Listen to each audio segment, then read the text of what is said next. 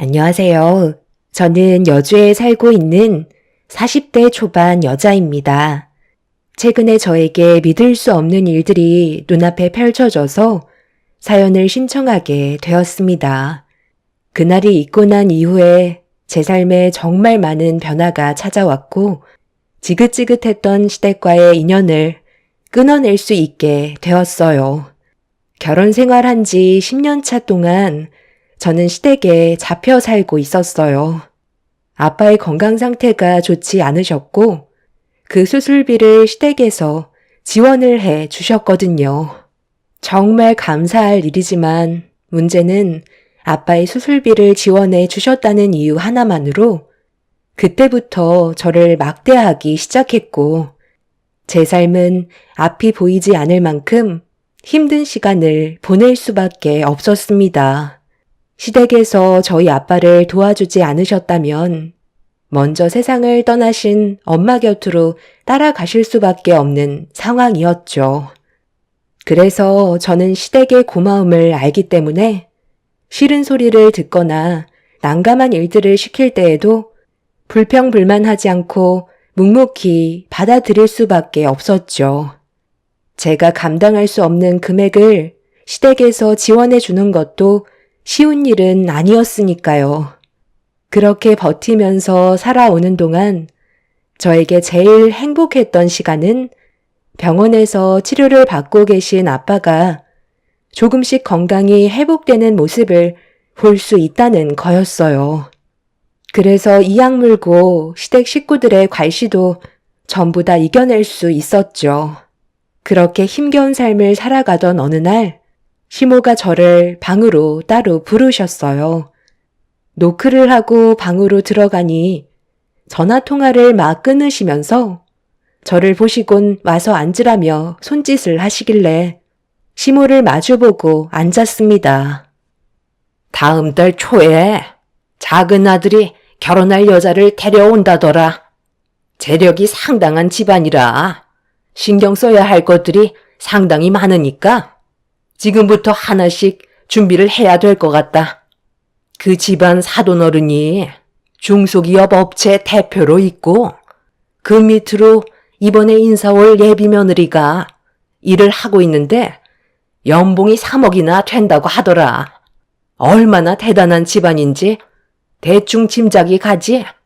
둘 다 늦은 나이에 선자리 보는 게 쉽진 않았을 텐데 그래도 서로 마음에 들었는지 결혼까지 생각하고 있으니 이번 일만 잘 해결되면 우리 집안도 신분 상승하는 거니 눈에 거슬리는 것들을 최소화하고 싶거든. 그러니까 어느 정도 시간적 여유가 있는 만큼 최대한 신경 써서 이번에는 꼭 결혼식까지 성사시킬 수 있게 네가 많이 도와줘야 될 거다. 불만 같은 거 없지? 우리가 너희 사돈어른 목숨을 살려줬다는 거 벌써 잊은 건 아니지? 알아들었으면 오늘부터 집안 좀 깔끔하게 정리하고 눈에 거슬리는 건 전부 다 치워버려라. 그리고 웬만하면 내가 잔소리하지 않게 빠릿빠릿하게 움직여줬으면 좋겠다. 시동생이 늦은 나이에 결혼을 하는 만큼 시모는 이번이 마지막 기회라고 생각하셨는지 상당히 예민한 모습을 보여주고 계셨어요. 그동안 시집살이 하면서 시모의 성격을 어느 정도는 알고 있었기 때문에 최대한 기분을 맞춰드리는 게 제가 스트레스 받지 않는 방법이었죠. 그래서 저는 그날 아침부터 시모가 시키는 일을 군소리하지 않고 묵묵히 해결하고 있었습니다. 하지만 아무리 최선을 다해도 시모는 저를 평소에 마음에 들어하지 않으셨기 때문에 하나부터 10까지 전부 트집을 잡으셨고 아무리 바쁘게 움직여도 시모의 마음을 충족시켜 줄 수는 없었습니다. 열심히 한다 했지만 결국 돌아오는 건 욕밖에 없었네요. 예, 너 이것밖에 못하니? 한번 하는 거 제대로 좀 해야 될 거 아니야. 너는 우리 집에 얹혀 산 지 벌써 5년째인데 아직까지 내 성격을 파악하지 못한 거냐? 여기 봐봐라. 내 눈에만 보이는 거야? 얼룩져 있는 거 보여, 안 보여? 내가 잔소리를 하기 전에 알아서 해결하면 안 되는 거니? 뭐 하나 시켜도 똑 부러지게 하는 꼴을 못 봤어. 이런 식으로 대충 할 거면 당장 때려치워라. 도와달라고 무릎 꿇고 사정할 때는 잘 하겠다더니 도와주니까 입 싹 닦는 거냐? 내가 제일 후회하는 게 뭔 줄 알아? 너를 내 며느리로 받아들였다는 거다. 처음에는 그래도 상태는 괜찮은 것 같아서 결혼 허락해 줬는데 날이 가면 갈수록 어떻게 된 게 애가 점점 맛이 가는 것 같니? 너희 사돈어른 따라가려고 그러는 거야? 한 번만 더 내 입에서 잔소리 나오지 않게 제대로 좀 해라. 마지막 경고니까 정신 똑바로 차려. 시모는 제가 하는 모든 걸 마음에 들어하지 않으셨어요. 열심히 한다고 땀 흘리며 최선을 다했지만 돌아오는 건 질타밖에 없었습니다. 시모는 아빠의 건강에 문제가 생겨서 금전적인 도움을 요청했을 때 도와주는 조건과 함께 시댁으로 들어와서 살아야 된다는 조건을 붙이셨는데 그때 당시 저는 이것저것 가릴 처지가 아니었기 때문에 시모의 말을 전부 다 들어줄 수밖에 없었어요. 그렇게 시댁에서 생활을 하게 된 지 5년 차가 되었었고 그래도 꽤 오랜 시간 시모의 성격을 맞춰가면서 살아왔다고 생각했었는데 그건 제 착각이었는지 날이 가면 갈수록 저와 시모의 마찰은 점점 더 잦아졌고 저에게 상처되는 말을 거침없이 뱉으셨어요. 그날도 녹초가 된 상태로 집안 정리를 어느 정도 끝내자 시모는 가족들 오기 전에 저녁 준비를 하라고 하셔서 쉴 틈도 없이 밥상을 차렸습니다. 그렇게 가족들이 하나둘 집에 도착하게 되었고 모두가 자리에 앉아 저녁 식사를 함께 하고 있었는데 시동생이 밥을 먹다 말고 숟가락을 내려 놓더라고요. 형수님, 오늘따라 음식에 간이 좀 안 맞는 것 같은데요? 그때 돼서도 음식 맛이 이러면 곤란한데 차라리 사람을 시켜서 제대로 된 음식으로 준비하는 게 좋지 않겠어요? 항상 느끼는 거지만 형수님 음식 솜씨는 제 입맛이랑 너무 안 맞는 것 같아요. 엄마는 어떻게 생각하세요? 이대로 음식 내도 괜찮겠어요? 나도 그런 건 좀 불만이기는 한데 말을 해도 바뀌질 않으니 어쩌겠니? 그럼 내가 미리 좀 알아봐야 되겠다. 도대체 너는 할 줄 아는 게 뭐가 있는 거니? 저도 최선을 다해 음식 준비한 건데 입맛에 맞지 않으셨나 봐요. 다음에는 좀 더 신경 쓰도록 할게요. 오늘 집안 청소하고 바로 저녁 준비해서 정신이 없었나 봐요. 가족들은 입맛이 떨어졌는지 자리에서 일어났고 저는 아이들을 챙긴 뒤 설거지까지 끝낸 다음 겨우 방으로 들어올 수 있었어요. 매일 반복되는 일상에 몸은 이미 만신창이가 되어 버렸지만 이런 게 제 삶이기 때문에 받아들일 수밖에 없었습니다. 모두들 저를 집안의 암적인 존재로 생각하고 있었어요. 아무리 열심히 해도 가족들의 사랑을 받을 수는 없었죠. 제가 유일하게 쉴 수 있는 시간은 모두가 잠든 시간이었어요. 남편과 아이들이 자고 있을 때 저는 결혼하기 전에 부모님과 함께 했던 사진들을 보는 게 제 유일한 낙이었습니다. 집안일이 바빠서 아빠가 계신 병원에도 자주 찾아뵙지 못한다는 게 마음이 아팠지만 그래도 건강을 회복하시고 계시기 때문에 제가 할 수 있는 건 시댁에서 버텨야 하는 거였어요. 도움을 받을 수 있는 게 시댁뿐이 없었기 때문에 아빠의 건강을 위해서는 무조건 참아야만 했습니다. 대장암 3기에서 시부모님의 도움으로 겨우 회복을 하실 수 있으셨기 때문에 시부모님은 저에게 은인이나 다름없었죠. 그래서 저를 막대해도 견딜 수밖에 없었습니다. 제가 아빠와 엄마 사진을 보면서 늦은 저녁에 흐느끼고 있자 남편이 잠을 자다가 제가 눈물 흘리는 소리에 잠에서 깼는지 몸을 일으켜 인상을 쓰면서 저를 바라보더니 잘 시간엔 잠 좀 자자고 화를 냈어요. 그리곤 제가 들고 있던 사진을 빼서 버렸습니다. 아이씨, 언제까지 이런 식으로 살 거야? 매일 밤마다 이럴 거야? 당신이 잘한 게 뭐가 있다고 눈물을 흘리는 건데. 웬만하면 그냥 참고 넘어가려 했는데 밤마다 계속 이러니까 나도 얼마나 짜증이 나는지 알아? 네가 이런다고 달라지는 건 아무것도 없어. 장인어른한테 지속적으로 나가는 병원비 때문에 우리도 얼마나 골치 아픈 줄 알아? 우리 집안이 무슨 자선단체도 아니고 너희 아버지 병원비를 언제까지 충당해 줘야 되는 거야? 당신이랑 결혼해서 내 인생도 불행한데 맨날 질질 짜는 모습 봐야 되는 거야? 우울한 건 당신이 아니라 나라고.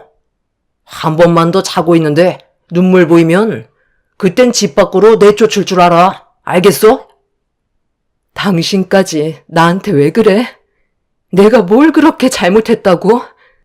나도 우리 가족한테 도움을 주셨다는 거 정말 고맙게 생각하고 있어. 하지만 다들 나를 집안의 가정부로 취급하지 이 집안의 며느리로 받아들여주지는 않잖아? 당신마저 나를 아내로 안 봐주고 있는데 내가 삶에 무슨 의미가 있겠어? 아빠가 보고 싶어도 시간이 없으니까 그게 너무 마음이 아파서 그런 건데 이런 나를 불쌍하게 봐주면 안 되는 거야?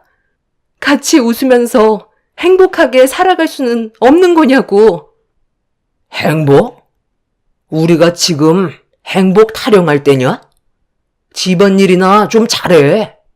어떻게 된 게 하루도 안 빠지고 매일같이 욕만 먹고 사냐? 보는 내가 정말 답답하다.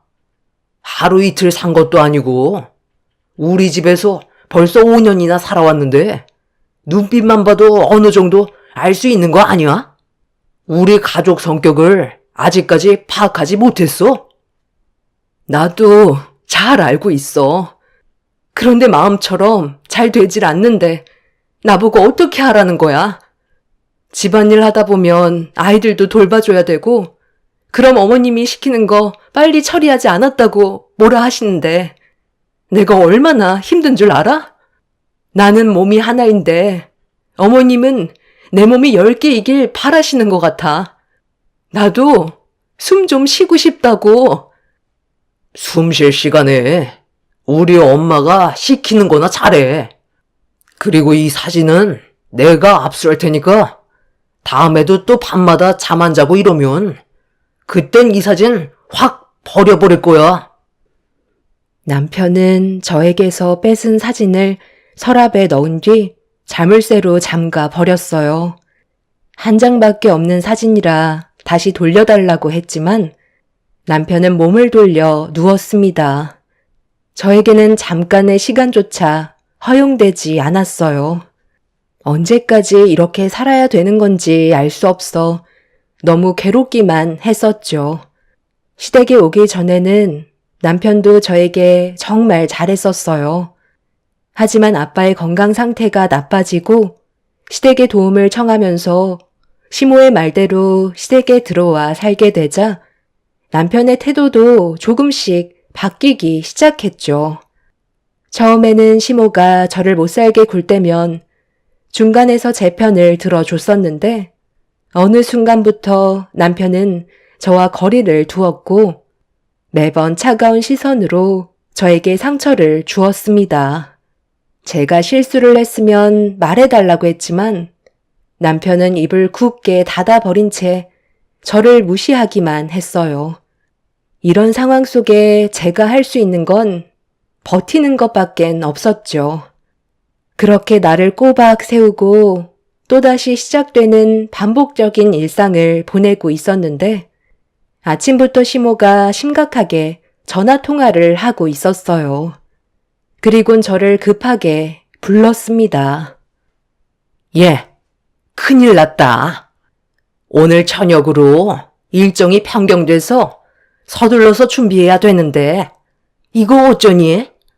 작은 아들이 방금 전화가 왔는데 시간이 없어서 오늘 저녁에 인사시키러 온다더라.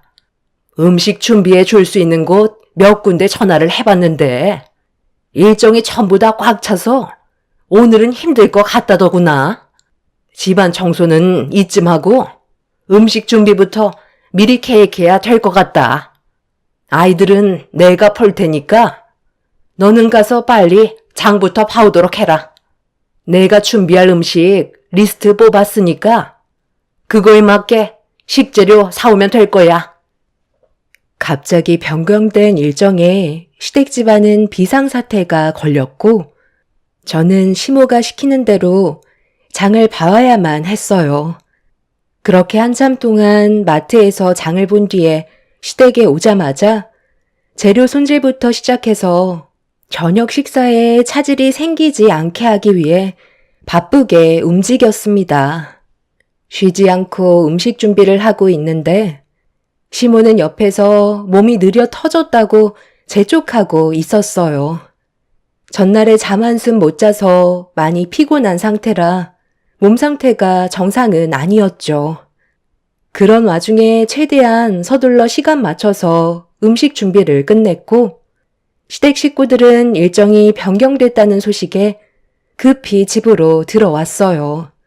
시부와 남편도 옷을 갖춰 입고 시동생과 결혼을 약속한 예비 동서를 기다리고 있는 사이 저는 준비된 음식을 상의에 가지런히 올려놓고 있었습니다.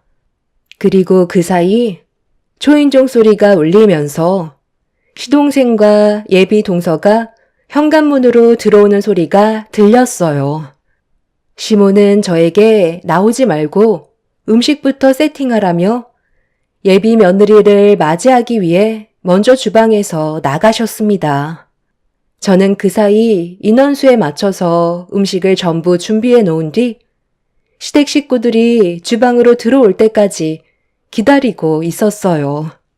그렇게 화목한 분위기 속에 시동생과 예비동서가 주방으로 들어와 자리에 앉길래 저는 약한 불로 끓이고 있던 갈비찜을 식탁 중앙에 올려 놓았습니다.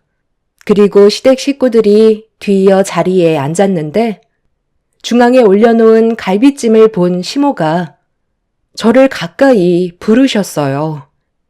뭐 때문에 그러시는 건지 알 수 없어 시모에게 가까이 갔는데 갈비찜 위에 왜 고명이 올려져 있지 않냐고 얼굴을 붉히셨습니다. 제가 미처 갈비찜 위에 올라갈 고명은 준비하지 못했다고 하자 시모가 자리에서 일어나시더니 저를 데리고 거실로 나오셨어요. 그리곤 갑자기 제 뺨에 손을 올리시면서 화를 내셨어요. 저는 시모한테 뺨을 허용하고 그대로 뒤로 넘어진 상태에서 뭐 때문에 그러시는 건지 전혀 알 수 없어 시모를 멍하니 바라보고 있었습니다. 너 지금 쳤던 걸 갈비찜이라고 올린 거야? 이 자리가 얼마나 중요한 자리인지 몰라? 제일 중요한 메인 요리인 갈비찜에 고명을 올리지 않는 게 말이 되니? 너무 정신없이 준비하다 보니까 깜빡 잊고 준비하지 못했어요. 그렇다고 제가 이런 일을 당할 정도로 잘못한 건 아니잖아요. 아침부터 저녁 때까지 쉬지 않고 음식 준비했는데 그 정도 실수는 넘어가도 되는 거 아니에요? 정말 너무하세요. 더는 이렇게 살지 못하겠어요. 저 이제 이 집안 가정부 노릇 그만할 거라고요. 네가 지금 뭘 했다고? 지금 내 앞에서 눈물을 흘리고 있는 거야? 조용히 안 할래? 주방에서 전부 다 듣겠다. 오늘이 얼마나 중요한 날인지 몰라? 망치고 싶은 거니? 어머님, 그동안 저희 아빠 병원비 내주신 건 정말 감사하게 생각하고 있어요. 그래서 저도 최선을 다해 노력했던 거고요. 그런데 이런 취급까지 받아가면서 살고 싶지는 않아요. 제가 어떻게든 돈은 갚아 드릴게요. 그이랑 이혼하고 아이들은 제가 데리고 갈 테니 그런 줄 아세요. 네가 지금 간이 배 밖으로 나왔구나. 내 앞에서 이혼이라는 말이 나와? 누가 잘못했는데 어디서 큰 소리야? 가서 당장 제대로 준비하지 못해? 제가 주저앉은 채 아무 말도 하지 않고 있자 시모는 화가 머리끝까지 올라왔는지 저를 억지로 일으키셨어요. 당장 주방으로 다시 들어가서 갈비찜을 제대로 준비해서 올리라고 했지만 이미 저는 몸이 말을 듣지 않았습니다. 시모는 분노를 억누르지 못한 채 움직이려 하지 않는 저를 돌려 세운 뒤 또다시 얼굴에 손을 올려 붙였고 은혜도 모른다며 아빠한테 들어간 병원비를 당장 토해내라고 난리를 치셨습니다.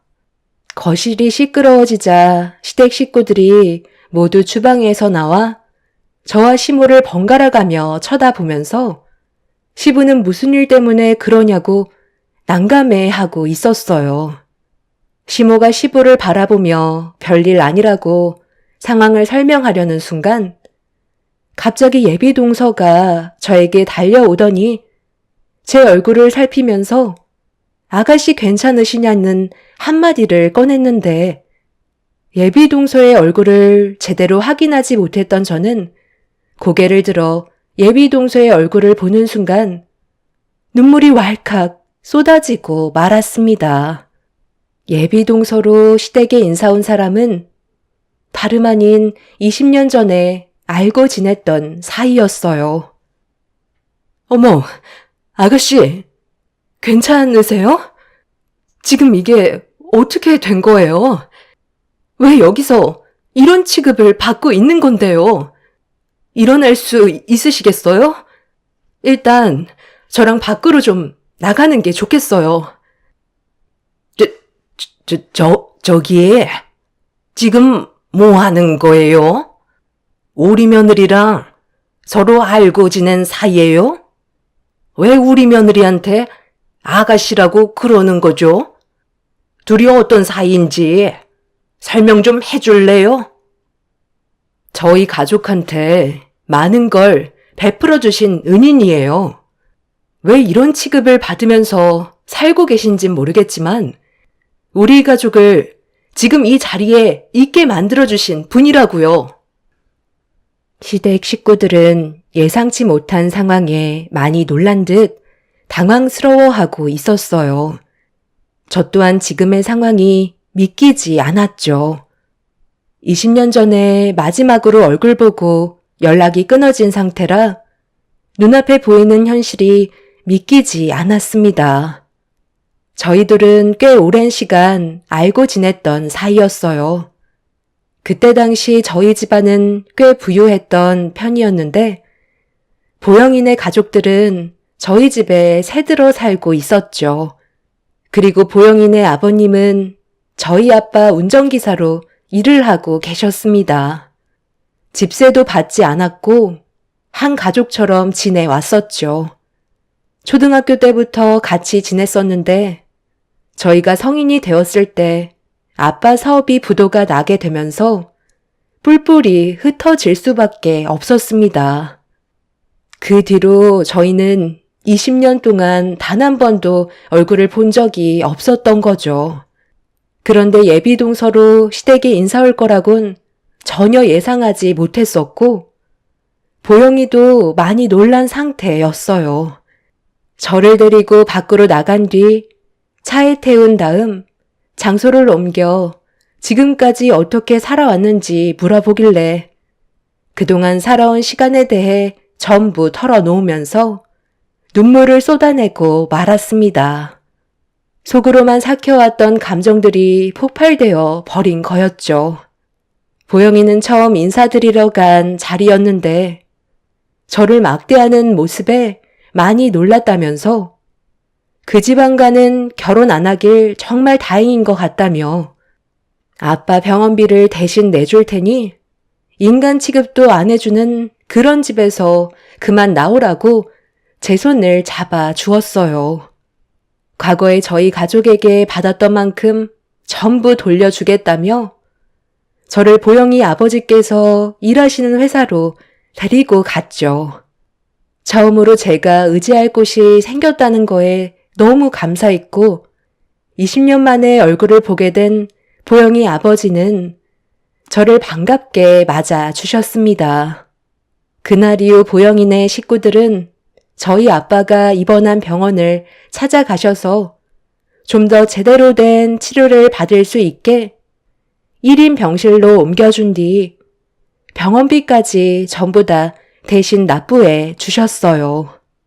예상치 못한 상황에 시댁 식구들은 난처했는지 가족 전체가 병원으로 달려와 사태 파악을 하기 시작했죠. 시모는 평소의 모습과 다른 행동을 보이면서 갑자기 제 손을 잡으시더니 미안하다는 말을 꺼내셨어요. 좀 전에 나도 모르게 너무 흥분했던 것 같다. 정말 미안하다. 너 입장도 생각을 해줬어야 했는데 워낙 긴장되는 자리라서 그랬는지 너한테 실수를 한 것 같다. 오늘 일은 한 번만 눈 감아줄 수 없겠니? 그래도 우리 때문에 너희 사돈어른이 살아계실 수 있는 거잖아.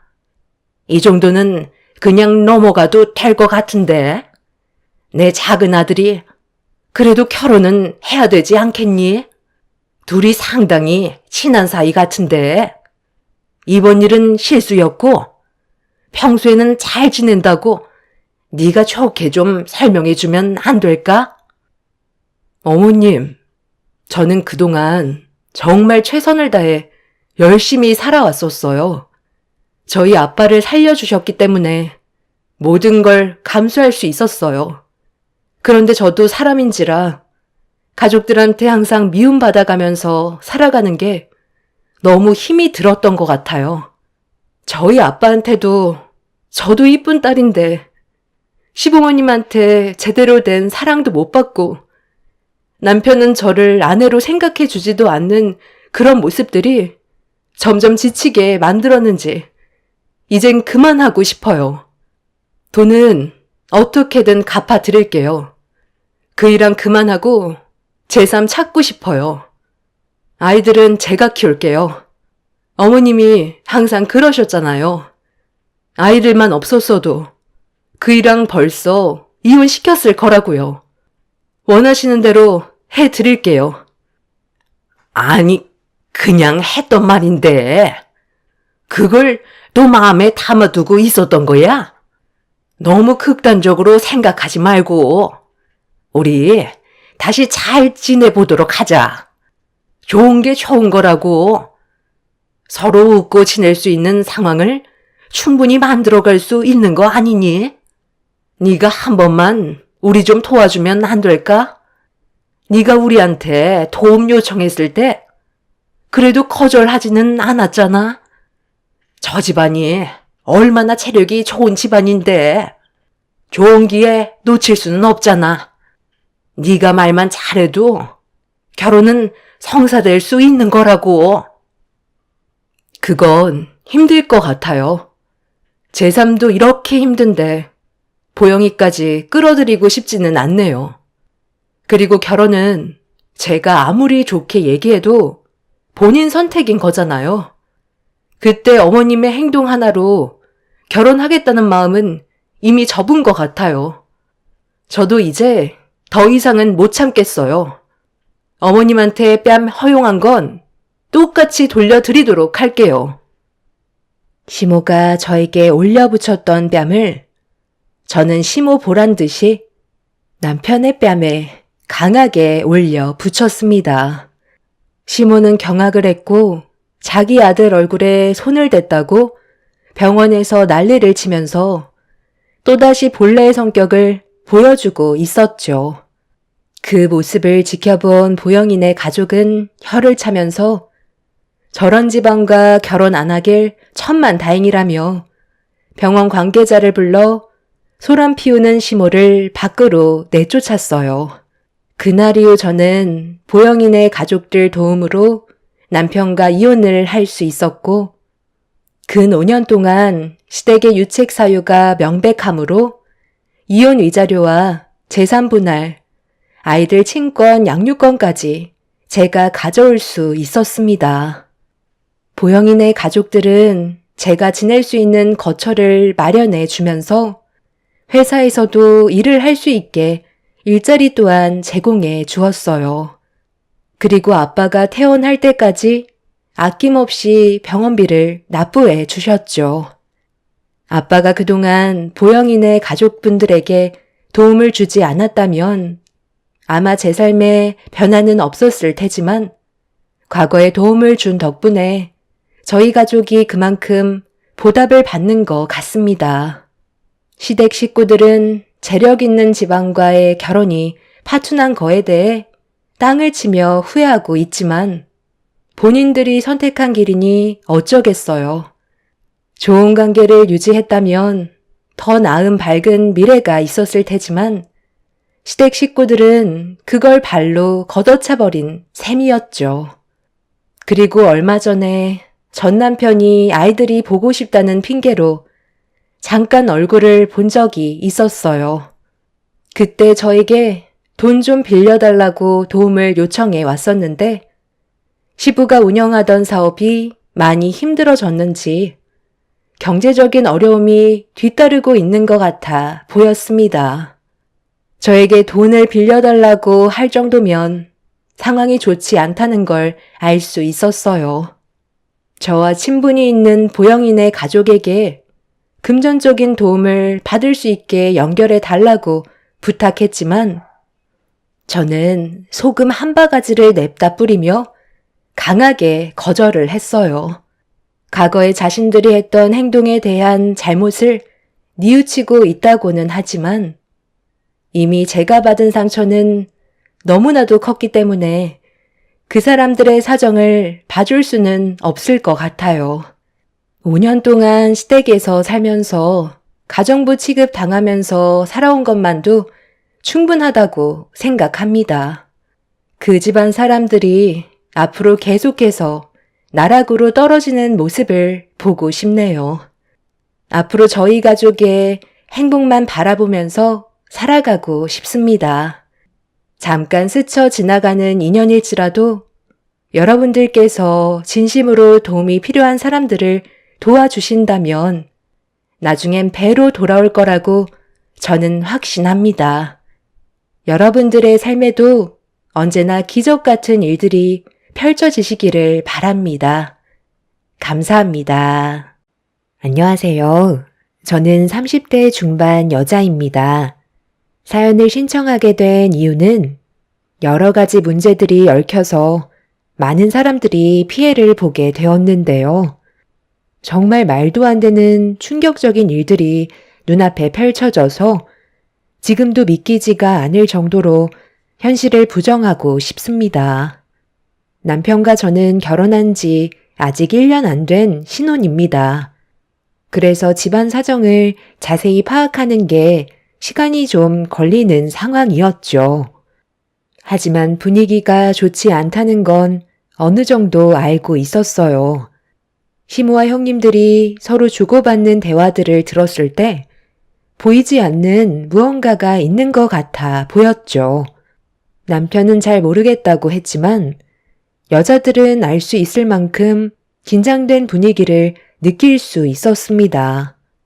형님들은 항상 저에게 말을 아꼈고 항상 두 분만 따로 다니며 비밀스러운 대화를 주고받고 있었죠.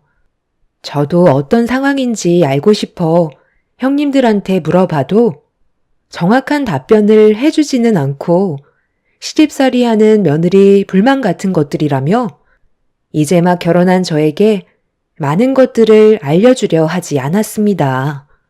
항상 저와의 거리도 유지하면서 친하게 지내려는 게 아닌 형식적인 형님과 동서와의 관계였어요. 문제는 시모가 막내 며느리인 저를 이뻐해 주시면서 형님과 시모와의 사이에서 어떻게 해야 할지 모르겠더라고요. 중간에 위치다 보니 여러 가지로 난처한 상황들이 자주 생겼었죠. 그렇게 눈치만 살피고 있던 어느 날 시댁의 모두가 함께 모여 시간을 보내고 있었어요. 저녁 식사가 끝이 나고 후식까지 먹는 동안 아무 일도 일어나지 않고 있었는데 제가 설거지를 하고 거실로 나왔을 때 시부와 아주버님과 남편만 자리에 있었고 시모와 형님들은 보이지 않길래 남편한테 물어보니 TV에 정신 팔려 있어서 잘 모르겠다며 저보고 찾아보라는 말에 집안을 두리번거리며 시모와 형님을 찾기 시작했어요. 그리고 빛이 잘 들어오지 않는 뒷마당에서 시모와 형님이 대화를 주고받고 있는 걸 확인할 수 있었죠. 저희는 싫다고 확실하게 말씀드렸는데요. 언제까지 이러실 거예요? 막내 동서도 왔는데 이제 그만하시죠. 이런 생활 정말 지긋지긋합니다. 형님도 그렇고 저도 한계라는 게 있는 거예요. 계속 이런 식으로 나오시면 인연 끊는 것 말곤 방법이 없어요. 이제는 사람답게 좀 살고 싶어요. 너희들 지금 내 말을 듣지 않겠다는 거야? 아직 한창 젊은 것들이 벌써부터 싫다는 말이 나와? 하라는 대로 하면 될 것을 뭐가 문제가 된다는 거야? 오늘은 누구 차례냐? 내가 알기론 큰 며느리인 것 같은데. 몇 시에 작업 들어갈 거니? 둘째 며느리, 너는 다음 주니? 그때까지 철저히 준비하도록 해라. 아, 정말 싫다니까요. 계속 이런 식으로 하실 거예요? 제발 저 좀 살려주세요. 이런 삶을 살려고 제가 결혼한 줄 아세요? 차라리 그냥 인연 끊는 게 좋겠어요. 형님이 인연을 끊겠다는 말을 꺼내는 순간 시모는 첫째 형님의 머리채를 잡아 채시더니 절대 원하는 대로 되지 않는다면서 무서운 목소리로 경고를 하셨어요. 둘째 형님은 중간에서 그만하라며 말리고 있는 상황 속에 첫째 형님은 포기한 듯한 얼굴로 시모에게 눈물을 흘리면서 원하는 대로 하겠다며 더 이상 반항을 하지 않았어요. 보통은 이런 경우 시모를 뿌리치고 화를 낼 법도 한데 형님은 참고 있는 듯 보였습니다. 확실한 건 두 형님들이 무언가 책잡힐 만한 불리한 상황이라는 건 대충 알 수 있었어요. 그런데 시모의 말을 순순히 따른 형님들은 그 자리에 주저앉아 눈물을 쏟아내고 있었죠. 시모는 그런 모습이 아무렇지도 않다는 듯 어디론가 가셨습니다. 이런 상황 속에 제가 형님들한테 나타나는 것도 좀 아닌 것 같아 어쩔 수 없이 발을 돌려 다시 거실로 돌아왔어요. 어디 갔다 오는 거야? 전화를 안 받아서 걱정했잖아. 무슨 일 있었어? 안색이 상당히 안 좋은데. 어디 불편하면 방에서 좀 쉬던지. 많이 피곤해 보인다. 동네에 한 바퀴 돌고 왔지. 좀 전에 설거지를 해서 그런가? 좀 피곤한 것 같긴 한데 잠깐 방에 들어가서 좀 쉬어야 할 것 같아. 필요한 거 있으면 얘기해줘. 벌써 들어가 쉬려고? 시엠이 심심한데 우리 막내 며느리가 말동무 좀 해줘라. 그래 줄 수 있지? 어디 좀 잠깐 가야 하거든. 바람 좀 쐴 겸 잠깐 나갈까? 갑자기 들어오신 시모는 늦은 저녁 저와 함께 갈 곳이 있다며 좀 전에 뒷마당에서 보여주셨던 모습과는 전혀 다른 얼굴로 저를 대해 주셨어요. 괜히 싫다고 했다간 시모의 심기를 건드릴 것 같아 최대한 웃으면서 시모의 뒤를 따랐습니다. 그렇게 한참 동안 저를 알 수 없는 곳으로 데리고 가셨어요. 함께 걷는 동안 단 한마디도 하지 않으시길래 제가 어색한 웃음으로 어디를 가고 있는 거냐고 여쭤봤지만 시모는 앞만 보며 걸으실 뿐 아무 대답도 해주지 않으셨어요. 그렇게 어색한 분위기 속에 하늘을 한번 바라보신 시모는 무언가에 쫓기시는 듯 걸음걸이를 재촉하셨고 빨라진 시모의 뒤를 급하게 따라가 도착한 곳은 다른 노인분의 집이었어요. 왜 이곳을 왔는지 전혀 알 수 없었던 저는 시모의 뒤에 바짝 붙어 있었는데 노인분께서 대충 준비됐다고 손으로 어두운 곳을 가리키자 시모는 서둘러 문을 열어 젖힌 다음 창고 같은 곳의 주위를 살펴보고 계셨어요.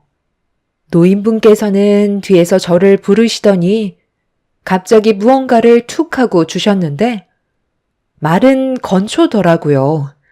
도대체 뭐 하는 건지 알 수 없는 상태에서 노인은 저를 이상한 눈빛으로 기분 나쁘게 바라보길래 두려운 마음에 시모에게 뭐 하시는 거냐고 재차 여쭤봤지만 아무 말도 하지 않으신 채 제가 들고 있던 건초를 가져가셨습니다. 그리고 정신없이 바닥에 깔기 시작하셨어요. 이런 광경은 처음이라 당황스러워 시모의 행동을 지켜보고 있었는데 모든 준비가 끝나셨는지 손을 한번 털으시곤 창고 밖으로 나가셨습니다. 알 수 없는 행동들을 계속해서 지켜보기만 해야 된다는 게 답답하기는 했었지만 저를 데려온 이유가 있는 것 같아 시모에게 다시 무슨 상황인지 여쭤보았습니다. 집으로 돌아가는 길에 시모는 앞만 보며 처음으로 입을 여셨어요. 앞으로 이런 일들이 자주 있을 거라며 좀 전에 다녀왔던 창고에 익숙해져야 한다고 알 수 없는 말을 꺼내 놓으셨죠. 어머님, 무슨 말씀을 하시는 건지 전혀 이해할 수가 없어요. 제가 알면 안 되는 거라도 있는 거예요? 그럼 앞으로 아까 다녀왔던 창고에 계속 가야 되는 거예요? 내가 되면 다 알게 될 테니까 벌써부터 모든 걸 알 필요는 없다. 오늘 다녀온 곳이 몸에 익숙해져야 나중에 마음이 편안해지는 거야. 피곤했을 텐데 방에 들어가 쉬어라. 내일 아침상을 일찍 차려야 하니까 네가 막내 며느리인 만큼 서둘러 일어나야 한다. 그럼 시애미는 이만 들어가도록 하마. 시모는 차후에 알게 될 거라고 말씀하시면서 먼저 방으로 들어가셨어요. 시모와 제가 집에 도착했을 때는 이미 가족들 전부 방으로 들어간 상태였죠. 저도 피곤한 몸을 눕히기 위해 방문을 열었는데 남편은 벌써 코를 골며 깊은 잠에 빠져 있더라고요. 남자들은 무슨 일이 일어나고 있는 건지 관심도 없어 보였고 저만 심각한 것 같아 그날 잠을 설치고 말았습니다. 시모는 새벽같이 일어나셔서 저와 남편이 자고 있는 방문을 두드리며 저보고 아침상을 차려야 한다고 서둘러 나오길 바라셨어요. 핸드폰에 시간을 보니 새벽 4시더라고요. 힘든 몸을 겨우 일으켜 주방으로 들어가니 시모는 벌써 정신없이 음식을 준비하고 계셨습니다. 전날과는 분위기가 다르게 저를 따뜻하게 대해주시면서 뭔가 상당히 즐거워하시는 눈빛을 보이셨어요. 시모의 알 수 없는 가면 속의 얼굴을 바라보면서 최대한 기분을 맞춰드리려 노력하고 있는데 동이 틀 때쯤 누군가 현관문을 열며 들어왔습니다. 이른 새벽에 시모와 저 말고 누가 일어난 건지 확인해 보기 위해 거실로 나갔는데 첫째 형님과 큰 아주버님께서 들어오셨더라고요. 저와 눈이 마주친 아주버님은 헛기침 한번 하시고 먼저 방으로 들어가셨고 형님은 어두운 얼굴빛을 하곤 화장실로 급하게 들어갔습니다. 제가 그 모습을 빤히 쳐다보고 있는데 시모가 서둘러 아침 준비를 해야 된다며 저를 부르시길래 다시 주방으로 들어가게 되었죠. 그렇게 아침상이 전부 차려지자 시모는 첫째 형님과 아주버님이 계신 방문을 두드리면서 아침 먹자고 서둘러 나오라며 재촉하셨습니다. 시모는 큰 아주버님과 첫째 형님의 아침상을 봐주려고 새벽같이 음식을 만드신 거였어요.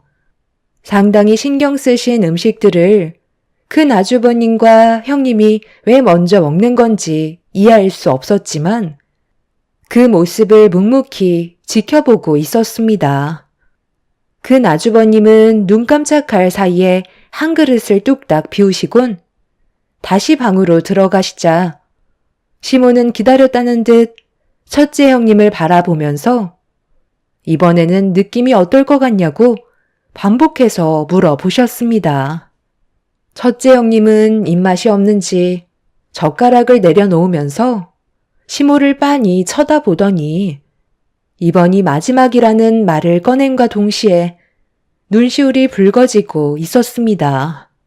시모는 밝은 얼굴에서 순식간에 정색하는 얼굴로 변하셨어요.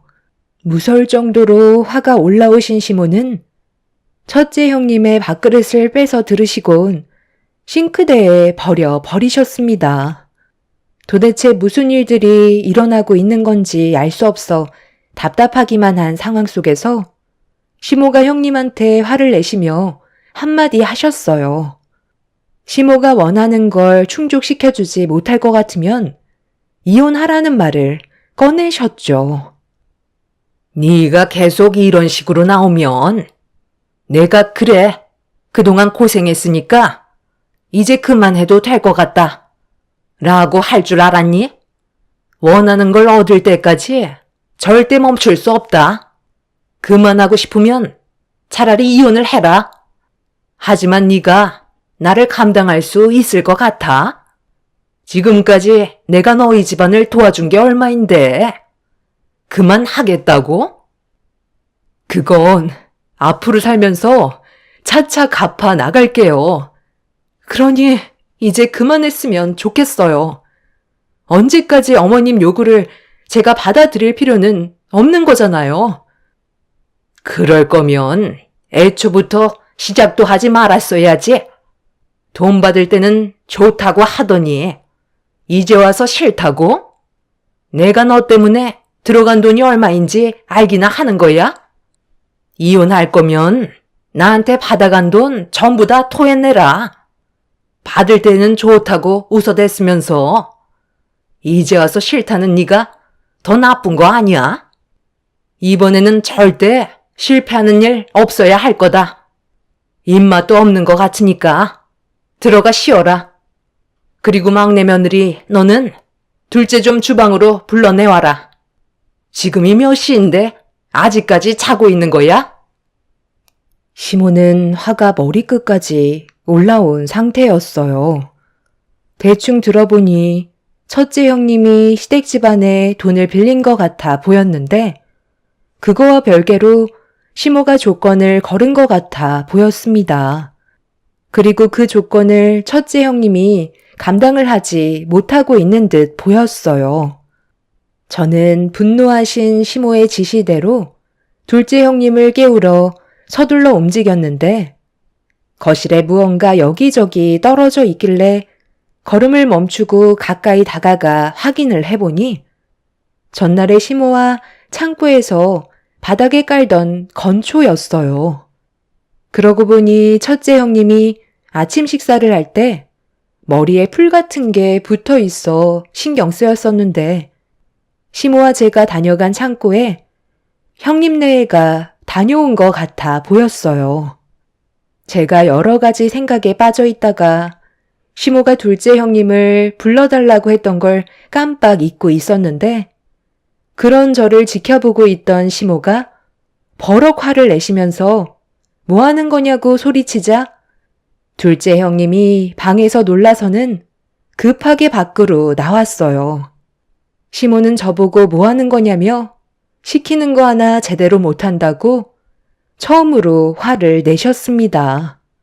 첫째 형님 때문에 기분이 많이 상하신 듯 보였어요. 저와 둘째 형님이 주방으로 달려가자 시모는 얼굴을 붉히시면서 목소리를 높이셨죠. 막내 며느리, 너는 내가 뭐라고 했는지 까먹은 거야? 둘째 며느리 데리고 오라고 했잖아. 좋게 얘기하니까 심이 말이 말 같지 않아? 그리고 둘째 며느리, 너는 지금 시간이 몇 시인데 아직까지 자빠져 자고 있는 거야? 내가 첫날에 최대한 빨리 일어나라고 하지 않았어? 깨우지 않으면 하루 종일 잠만 자는 거지? 고개만 떨구고 있으면 뭐가 해결이 되니? 가족들 일어날 시간이니까 빨리 아침상 준비해라. 그리고 너도 나한테 언제 원하는 걸 줄 거야? 돈을 받았으면 그만한 대가를 줘야 되는 거 아니야.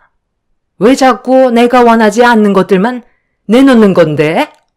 다음 주에는 기대하고 있어도 되는 거지? 이제 그만 실망시켰으면 좋겠다.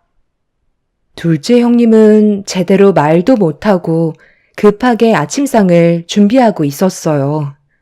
그런데 그 사이 첫째 형님이 들어간 방에서 아주버님과 싸우는 목소리가 들려왔고 첫째 형님이 문을 박차면서 밖으로 뛰쳐 나왔습니다. 도저히 이런 식으로는 못 살겠다며 이혼할 거라고 분노한 목소리로 현관문을 나서려는 순간 뒤에서 시모가 어딜 가냐고 형님의 머리채를 잡은 뒤 거실로 패대기를 치셨어요. 난리가 난 상황 속에 방에 있던 시댁 식구들은 밖으로 전부 튀어나왔고 분노한 시모를 말리면서 더 이상 큰 문제를 만들지 않는 게 좋을 것 같다며 진정시키는 사이 엎어져 있던 첫째 형님은 힘겹게 몸을 일으켜 현관문을 열고 밖으로 빠져나갔습니다. 시모는 가만두지 않겠다며 분노를 표출하시면서 당장 첫째 형님을 데려오라고 동네가 떠나갈 정도로 난리를 치셨어요. 저희 가족 모두 시모를 진정시키기 위해 노력하고 있었죠. 그런데 잠시 뒤 충격적인 일이 눈앞에 펼쳐졌고 저는 입을 다물지 못할 정도로 경악을 하고 말았어요. 아주버님 차를 타고 집으로 돌아가던 첫째 형님이 교통사고가 났다는 소식을 듣게 되면서 서둘러 병원을 찾았지만 형님은 응급실로 이송 도중에 이미 세상을 떠난 상태라며 말도 안 되는 일들이 눈앞에 펼쳐지고 말았습니다. 현실을 받아들이기엔 너무 충격적인 일들이라 어떻게 해야 될지 몰랐어요. 시모는 첫째 형님한테 안 좋은 감정을 가지고 있었기 때문에 자기 분을 못 이겨 세상 떠나게 된 거라며 크게 신경 쓰지 않는 듯 보였습니다. 둘째 형님은 상당한 충격을 받았는지 오열을 하면서 눈물을 쏟아내다가 쓰러져 입원까지 하게 되는 돌발 상황까지 이어지고 말았습니다. 뒤늦게서야 첫째 형님의 친정 식구들이 도착하셔선 차가워진 몸을 어루만지시며 오열을 하셨고 전혀 예상하지 못한 상황 속에서 장례를 치르게 되었어요. 그렇게 첫째 형님을 보낸 뒤 충격이 가시기도 전에 둘째 형님의 몸에 문제가 생겼어요. 첫째 형님이 갑자기 세상을 떠났다는 걸 받아들이기 힘들었는지 정신적으로 문제가 생기면서 실어증이라는 진단을 받고 말았습니다. 의사는 시간이 좀 지나야 문제가 해결될 것 같다고는 했지만 그 시간은 얼마가 될지 장담할 수 없다는 안타까운 말을 듣게 되었어요. 점점 안 좋아지는 상황들을 지켜보면서 여러 가지로 걱정이 많았죠. 그런데 둘째 형님의 병문안을 갔던 어느 날 병실에 계셨던 시모가 전화 통화를 하시면서 잠깐 자리를 비우셨는데 그 사이 제 손을 꽉 잡은 둘째 형님은 온몸을 떨면서 무언가를 건네주길래 천천히 손바닥을 펼쳐봤는데 그 안에 적혀 있던 내용은 1분 내로 도망치라는 둘째 형님의 말이었어요. 고개를 들어 형님을 쳐다보는 순간 무언가에 상당한 두려움을 느끼고 있었습니다. 병실을 빨리 나가라는 형님의 손짓에 무슨 상황인지 알지 못하는 상태에서 밖으로 도망치려 하는데 병실 문을 여는 순간 시모와 눈이 마주쳤고 저를 빤히 쳐다보고 계셨습니다. 어디를 급히 가길래? 나를 보자마자 놀라는 거야? 바닥에 떨어진 그건 뭐야? 잠깐 비켜봐라. 1분 내로 도망치라고? 이건 무슨 말인 거니? 설명 좀 해줘야 할 것 같은데? 왜 도망치라는 건지 내가 알면 안 되는 거라도 있는 거야? 둘째 며느리가 막내 며느리한테 이 쪽지 지어준 것 같은데 너희들 뭐 하자는 거니? 어머님, 도대체 무슨 일이 벌어지고 있는 건지 저도 좀 알아야 될 것 같은데요? 고인이 되신 첫째 형님이랑 둘째 형님이 왜 저렇게까지 경기를 일으켰던 거죠? 저도 곧 알게 될 거라면서요. 미리 알려주면 안 되는 거라도 있는 거예요? 계속 숨기려 하셔봤자 좋을 거 하나 없잖아요. 왜 둘째 형님이 도망치라고 저에게 쪽지까지 남겨줬는지 알아야 되겠어요. 이런 문제가 생긴 건 어떻게 보면 어머님의 잘못된 행동 때문에 벌어진 거잖아요. 이제 말씀을 해 주세요. 그렇잖아도 얘기해 주려 했다. 방금 너희 사돈분들과 통화했거든. 내가 지금까지 만나온 사람들 중에 돈 싫어하는 사람 단 한 명도 없었지만 사돈어른께서 이렇게까지 흔쾌히 허락해 줄 거라곤 생각지 못했는데 돈이 좋긴 좋은가 봐.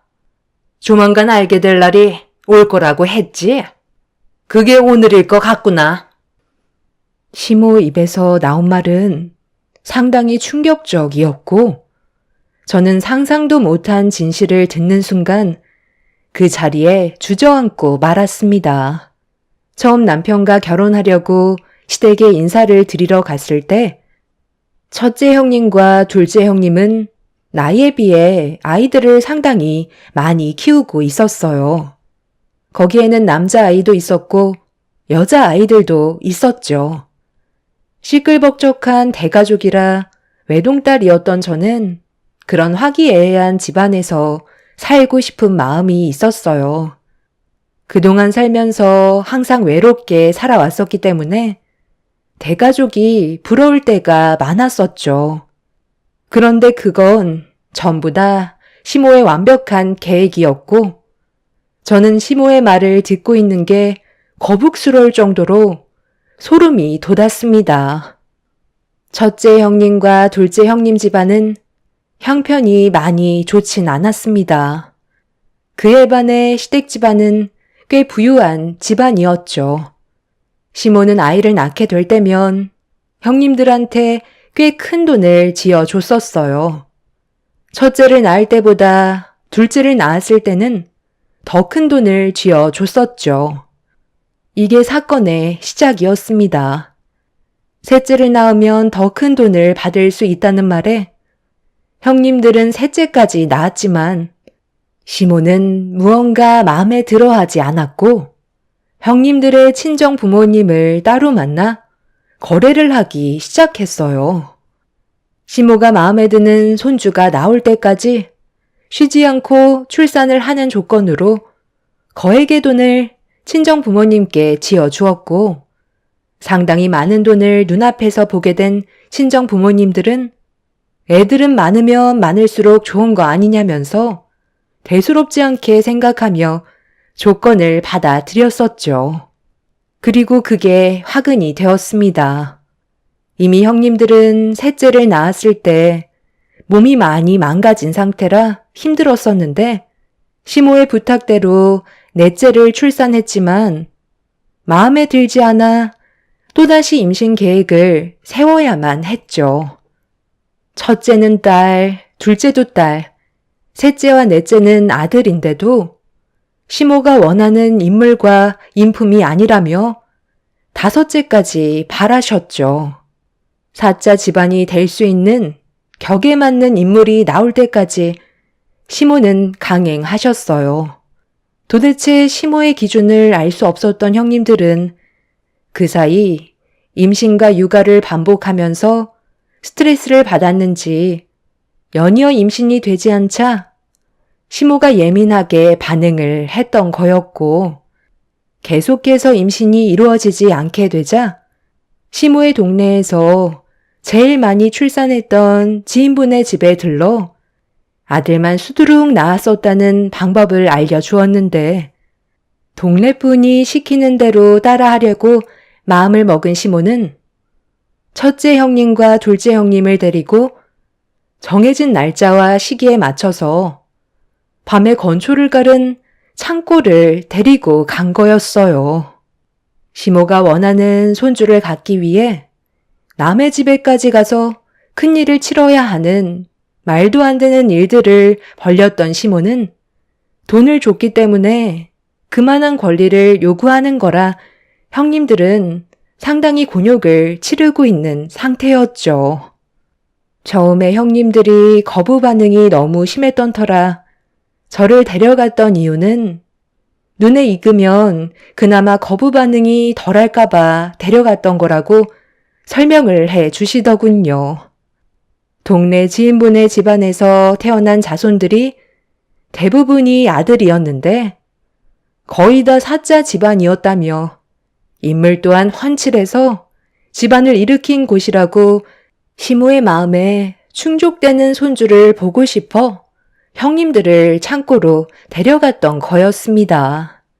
첫째 형님은 친정에서 받은 돈도 있고 이혼할 수도 없어서 꾸역꾸역 시모가 원하는 조건을 들어주다가 결국 버티지 못하고 뛰쳐나가고 말았던 거였어요. 매번 시댁에 올 때마다 이런 생활을 반복했었다는 걸 생각하니 너무 충격적이었죠. 더 큰 문제는 아주버님들까지 시모와 한통속이었습니다. 그런데 시모는 저에게도 똑같은 조건을 내밀면서 이미 저희 부모님께 미리 임신 축하금을 선불로 입금했다며 둘째 형님이 병원에 입원 중이라 제가 대신 시모의 요구를 들어줘야 하는 상황이라며 납득할 수 없는 일을 설득하고 계셨어요. 저는 너무 어이가 없어서 단박에 거절하며 병실을 뛰쳐나왔죠. 그러니까 지금 저보고 그 창고로 들어가서 말도 안 되는 임신 계획을 세우라는 거예요? 뭔가 상당히 착각하고 계신 것 같은데요. 저는 어머님이 원하는 대로 모든 것들을 하지 않아요. 저희 부모님한테 미리 약을 치시려고 돈을 지어주신 것 같은데 아마 이런 일들은 아무도 모르고 있겠죠. 저는 어머님이 원하는 대로 휘둘리며 살 정도로 착한 성격은 아니거든요. 어떻게 남의 집 건초 깔은 창고에서 임신하라는 말을 할 수가 있는 거예요? 이게 사람이 할 짓인 거예요? 지금 당장 저희 부모님한테 주신 돈 돌려드릴 테니 원하시는 손자 보시려면 다른 며느리 알아보시는 게 좋을 것 같네요. 저는 절대 어머님 요구 들어드릴 수 없습니다. 여보세요? 엄마, 어머님이 좀 전에 돈을 주셨었다며 미리 임신 축하금이라던데 알고 받으신 거예요? 아니면 갑자기 주신 거예요? 설명 좀 해주세요. 안 그래도 전화하려 했는데 우리 식당 계좌로 입금하시더니 네가 조만간 임신할 텐데 사돈 집안 며느리로 들어와서 고생하는 것 같다고 미안해서 돈을 입금시켰다고 했지만 금액이 너무 커서 못 받을 것 같다고 말씀드렸는데 괜찮다며 전화 끊으시던데 도대체 이게 무슨 상황이니? 지금 식당이 정신없어서 너한테 전화를 못했는데 옆에 사돈 계시면 마음만 받겠다고 잘 설명드린 뒤 돈 돌려드리겠다고 말씀드려라. 가족들끼리 큰돈 왔다 갔다 하면 나중에 꼭 문제가 생기는 법이야. 들으셨죠?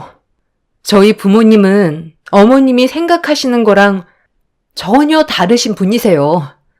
이런 식으로 아이 낳고 싶지도 않고 지금 상황이 너무 충격이라 어머님 얼굴 더는 못 보겠어요. 이게 다 무슨 말이야? 병실에서 소란 피우면 되겠어? 엄마, 무슨 문제 있어요? 당신은 지금 우리 엄마한테 소리 지르면서 왜 대들고 그래? 글쎄, 어머님이 뭐라고 했는지 알아? 생판 알지도 못하는 집안 창고에 들어가서 손주를 가지래. 거기에서 만들면 인물 좋고 어머님이 원하는 손주가 나온다고 그렇게 해달라는데 내가 그런 조건을 정신 나갔다고 들어주겠어? 당신은 이런 사실 모르고 있었던 거야?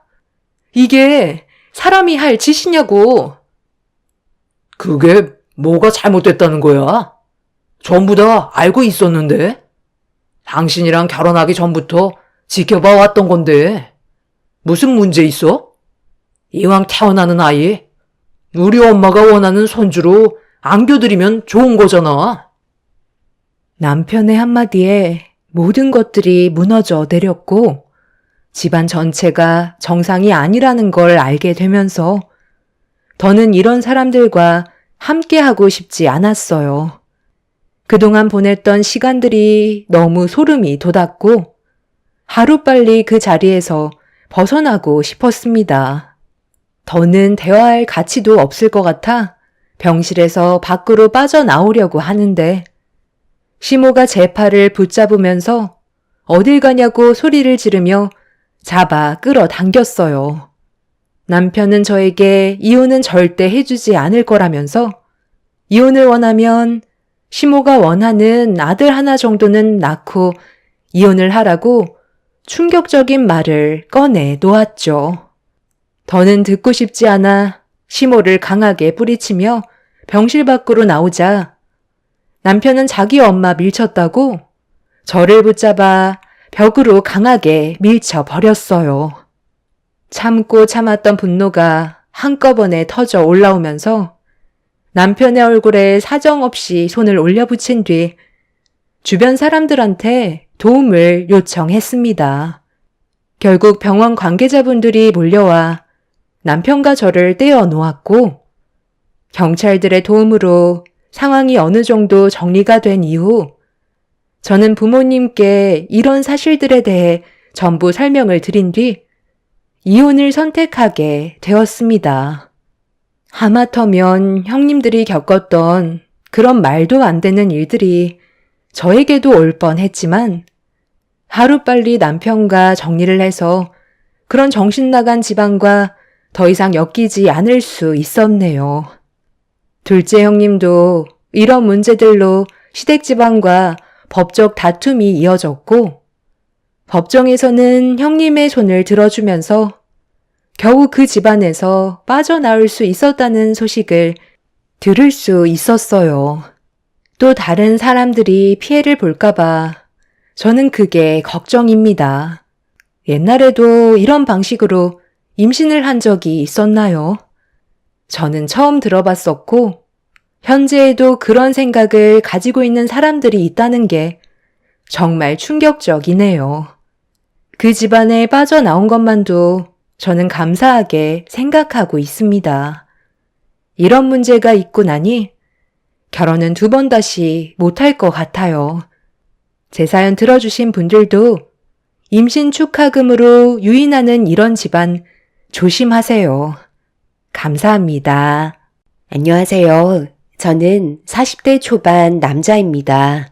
아내와 10년이 넘는 결혼 생활을 하는 동안 항상 느끼고 있었던 건 아무리 발버둥 쳐도 아내가 원하는 걸 제가 충족시켜 줄 수 없다는 거였어요. 그만큼 물질적 소유가 남들과는 상당히 달랐었죠. 아내는 항상 불만이 많았었어요. 지금의 삶에 만족을 하지 못하고 저희보다 잘 사는 집안들을 부러워했었죠. 처음에는 그런 사람인 줄 전혀 알지 못했었는데 결혼 초에 아내는 소박하게 살아도 행복하기만 하면 바라는 게 없다고 했었죠. 하지만 시간이 지나면서 점점 아내의 성격은 바뀌기 시작했고 비슷한 나이대에 결혼한 사람들과 비교를 하게 되었어요. 그러면서 제가 벌어오는 돈에 대한 불만이 커짐과 동시에 부부싸움으로까지 이어지고 말았습니다. 이런 문제를 해결하기 위해서는 제가 더 뛰어다녀야만 했었고 그렇게 해야지 아내의 불만을 조금이나마 가라앉힐 수 있었습니다. 저도 사람인지라 이런 삶을 살아오다 보니 지치게 되더라고요. 그래서 아내에게 좀 쉬고 싶다고 하고 있는 일의 개수를 어느 정도 조절하는 게 좋을 것 같다고 했었지만 그럴 때마다 부부싸움은 당연한 결과로 이어지고 말았습니다. 차라리 말을 하지 않는 게 가정의 화목함을 유지할 수 있는 최선의 방법이었죠. 이런 생활이 계속 반복이 되다 보니까 아내를 향한 제 마음도 점점 식어가게 되더라고요. 그래도 제가 버틸 수 있었던 건 아이들 때문이었죠.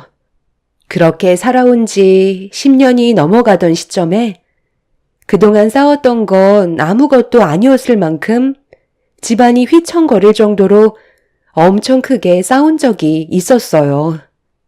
매달 생활비를 300만 원 정도 가져가는 사람이 어느 날 못 보던 가방을 하나 가지고 들어왔어요.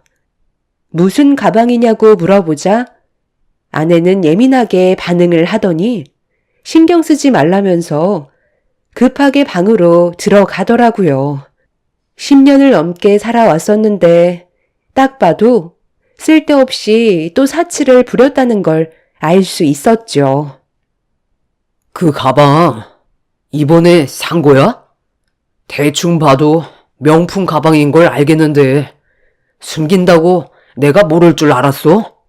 그거 얼마 주고 산 거야? 집에 가방이 한두 개가 아닌데 또 가방을 사는 건 너무하다고 생각되지 않아? 방 하나가 가방으로 가득 차 있을 정도인데 당신의 사치는 언제쯤 멈출 거야? 이렇게 사는 게 당신은 행복하니? 내가 뭘 하던 무슨 상관인데. 당신은 돈이나 벌어오면 되는 거야. 지금 생활비도 턱없이 부족한 거 알고 있지? 애들 키우면서 내가 원하는 걸 충족시켜 주려면 지금 하는 일로는 부족하지 않겠어? 웬만하면 저녁에도 들어오지 말고 대리운전이나 한 건 더 뛰는 게 좋을 것 같은데. 그래야 나랑 우리 애들 먹여 살리지. 당신이 사치를 줄일 필요는 없는 거야? 내가 힘들다고 계속 말하고 있는데 지금보다 얼마를 더 해야 멈출 생각인 건데 계속 이렇게 살면 우리의 관계도 더 이상 유지하기 힘들다는 거 잘 알 거 아니야. 그냥 갈라섰으면 좋겠어? 이제 그만 좀 하자. 이런 식으로 사는 건 아무 의미가 없는 삶이라고. 꼴랑 한 달 생활비 300 맞춰주면서 한 돈 1,000만 원 주는 사람처럼 말을 하고 있네. 정말 어이가 없다. 능력 없는 당신 데리고 살아주는 것만도 감사하게 생각해. 내가 알아서 할 테니까 당신은 돈만 벌어오면 되는 거야. 알겠어? 내 주위 사람들은 남자 하나 잘 만나서 떵떵거리며 살고 있는데 가방 하나 산 거 가지고 엄청 쪼잔하게 구네. 내가 외제차로 바꾼 것도 아니고 꼴랑 가방 하나 새로 장만한 게 그렇게 마음에 안 들어? 나도 능력 없는 당신이랑 사는 거 지긋지긋해. 저와 아내는 서로가 가지고 있던 불만이 터져 나오게 되었고, 결국엔 상처가 되는 말들을 쉬지 않고 내뱉었어요. 저도 더 이상은 이런 식으로 살고 싶지 않았어요. 돈만 버는 기계도 아니고 10년의 시간 동안 제 살과 뼈를 내어준 거나 마찬가지인 돈을 아내는 조금도 감사하게 생각하지 않고 있었죠. 결국 저희는 그날 이혼하자는 말까지 나오게 되었고 한동안 냉전의 시간이 흘러버렸습니다. 이렇게 사는 건 도저히 아닌 것 같아 매달 주던 생활비를 끊어버리기까지 했었죠. 하지만 아내는 눈 하나 깜빡하지 않고 오히려 자기가 하고 싶은 대로 막 나가는 모습을 보여주면서 저를 더 크게 자극했고 결국 각자 갈 길 가는 게 좋을 것 같다는 확고한 결정을 내리게 되었어요. 더 이상 아내와 함께 하기에는 많은 어려움이 있을 것 같다고 처갓댁에 찾아가 하소연을 하고 말았습니다.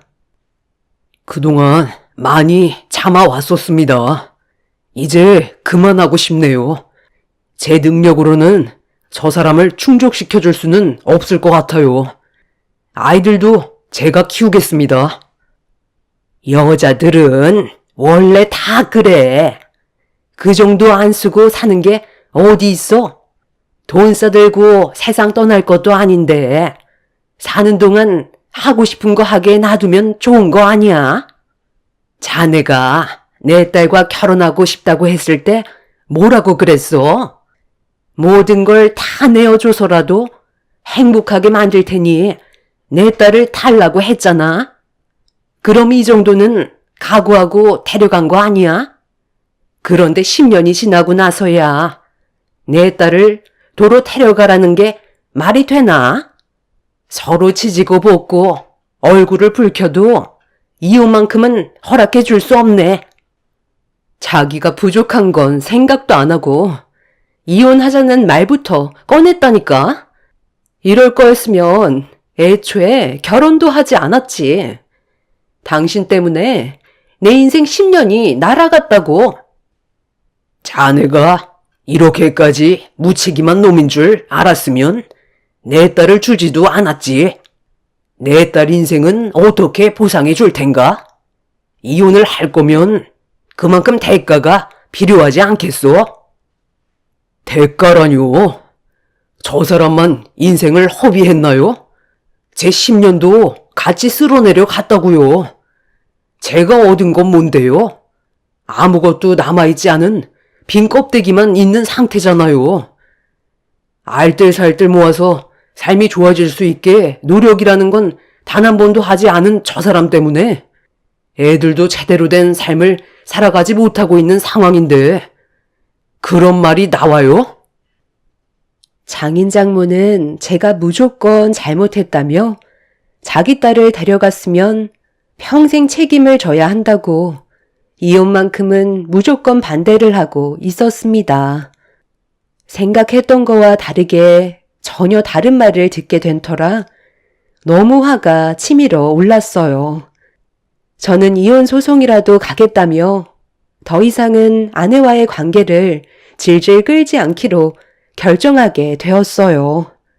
말이 통하지 않는 사람들과 함께 한다는 건 제가 우울증에 걸려 정신적으로 문제가 생길 것 같아 하루라도 빨리 이혼을 하고 제 삶을 사는 게 좋을 것 같았습니다. 그렇게 이혼을 준비하는 동안 아내는 제가 생활비도 끊고 제대로 된 남편의 역할을 끝까지 행해주지 않았다는 거에 보란 듯 아이들을 방치해버렸어요. 평소 같았으면 회사에서 퇴근을 하고 바로 대리운전을 뛰는데 아내와의 이혼을 통보한 이후 대리운전은 그만하기로 결정을 하게 되었죠. 그리고 그때부터 아이들은 오로지 제 몫이 되었습니다. 돈에 대한 스트레스를 받지 않게 되다 보니 제 삶을 찾은 것 같았어요. 잠잘 시간 쪼개가며 대리운전을 했을 때와는 다르게 행복지수가 훨씬 높아졌고 돈보다 가정이 중요하다는 걸 확실하게 알 수 있었죠. 아내는 그런 저에게 매일같이 불만을 쏟아내었지만 저는 조금도 흔들리지 않았습니다. 그렇게 매일을 아이들과 즐거운 시간을 보내고 있었는데 어느 날 돈도 없는 사람이 몸에 명품을 휘감고 나타났더라고요. 사치를 부리기에는 카드까지 전부 다 막아놓은 상태라 아내가 제 돈을 함부로 쓸 수 있는 상황은 아니었죠. 그러다 보니 아내의 돌발 행동들에 의심을 품었고 제가 돈을 주지 않는다고 이혼하기도 전에 바람을 피우는 것 같은 느낌을 받게 되었어요. 갈 때까지 가는 아내의 행동에 그냥 넘어갈 수 없었던 저는 제발 정신 차리라고 한마디 싸붙였네요. 그렇게 살면 당신 인생이 행복하다고 느껴져? 내가 봤을 때 그거 병이야. 생활비 끊었다고 나 몰래 다른 남자 만나고 있는 거지? 그러지 않고서야 지금 당신이 걸치고 있는 것들 살 수 있는 능력이 안 되잖아. 웬만하면 이혼하기 전까지는 쓸데없이 바람 피우는 행동은 자제해 주는 게 좋지 않겠어? 내가 뭘 하던 당신이 뭔 상관인데? 어차피 갈라서면 남남 아냐? 나도 살 길을 찾아야 할 거 아냐? 능력 없는 당신같이 찌질한 남자 만나고 싶지 않거든. 한 살이라도 젊었을 때 제대로 된 남자 만나서 남은 인생 행복하게 살려고 내 몸에 투자 좀 하겠다는데 쓸데없이 참견하지 말고 집에서 애들이나 봐. 아내는 집에 들어오자마자 또다시 새로운 명품 옷으로 온몸을 휘감더니 다시 집 밖으로 나갔어요. 10년이라는 시간 동안 제 인생은 단 한 번도 행복한 적이 없었던 것 같습니다. 정말 열심히 두 발로 뛰며 가정을 지키기 위해 살아왔었는데 돌아오는 건 능력 없는 사람이라는 말뿐이었고 아내에게 인정을 받지 못한 저는 실패자라는 죄책감에 시달리고 있었습니다. 어떻게 해서든지 가정을 지키고 싶었던 것 뿐이었는데 그렇지 못했던 게 너무 마음이 아팠었죠. 그렇게 아내와 이혼을 통보하고 정신적으로 힘든 삶을 살아가던 어느 날 매일같이 아이들과 제가 자고 있을 시간인 늦은 새벽이 되어서야 집에 조심히 들어왔어요. 방문을 살짝 열어 문틈으로 아내를 바라봤는데 양손 가득 명품 가방들과 옷들이 가득하더라고요. 꽤 지쳐있는 얼굴을 하고 있었지만 가지고 들어온 명품들을 바라보면서 뿌듯해하고 있었습니다. 그때 아내가 저와 이혼도 하기 전에 외도를 하고 있다는 게 확실해 보였고 저에 대한 마지막 예의가 아닌 것 같아 화가 치밀어 오른 저는 확실한 증거물을 만들어 아내에게 제대로 된 위자료 청구 소송까지 갈 생각을 가지고 있었습니다.